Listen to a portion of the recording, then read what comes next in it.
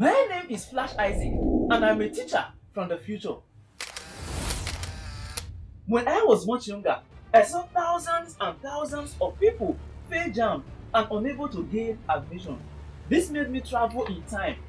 Now I am back with the Flashlearners Jamb app and a series on YouTube tagged 120 Days to Jamb. My mission is to help you blast Jamb and as well get justice for everyone who Jamb has served breakfast. You are welcome to episode number 64 of the 120 Days to Jamb Mathematics with Flash Isaac. In this episode, we shall be answering this question and more. Look at this question carefully. What do you see?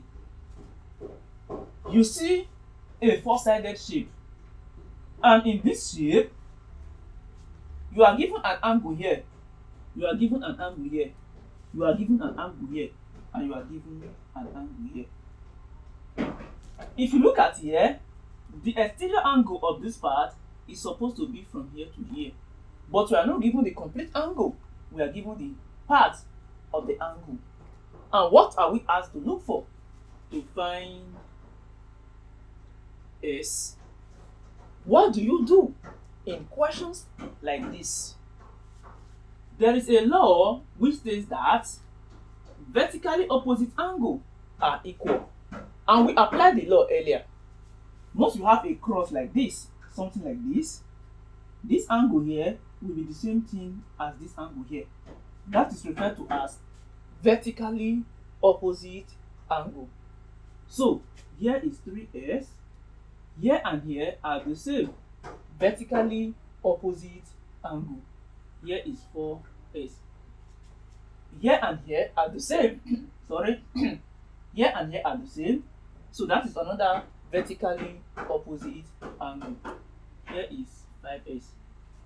Here and here are the same vertically opposite angle. Here is 6s. From here, we have all the interior angles. We can call here, here, here, and here the interior angles of a regular polygon. Now, this is a quadrilateral. Here is a right angle, here is a right angle, here is a right angle, and here is a right angle. So the sum of all these interior angles, or the sum of interior angles of a quadrilateral is 360 degrees. That implies that 4s plus 3s plus 5s plus 6s, this will give you equals 360 degrees. 4s plus 3s, that is 7s. 7s plus 11s, that is 18s. So 18s is equals 360. S is therefore 360 divided by 18, and that should give you 20 degrees. So the value of S is 20 degrees. If you were asked to name each of the sides or the value of each of the sides, here will be 4 times 20, here will be 5 times 20, here will be 3 times 20, and here will be 6 times 20. But we just need to know the value of S, and that is 20, and that is the correct option. We are asked to look for the value of what? Of P. That is the question. There are two ways you can answer a question like this. You can either do the quick way or you follow the hard way. The quick way demands that you know that here and here, you see they are crossing. Once angles are crossing, the one here is equal to the one here. So this and this are equal, vertically opposite angle. So Q degrees is equals 30 degrees. Call that equation 1.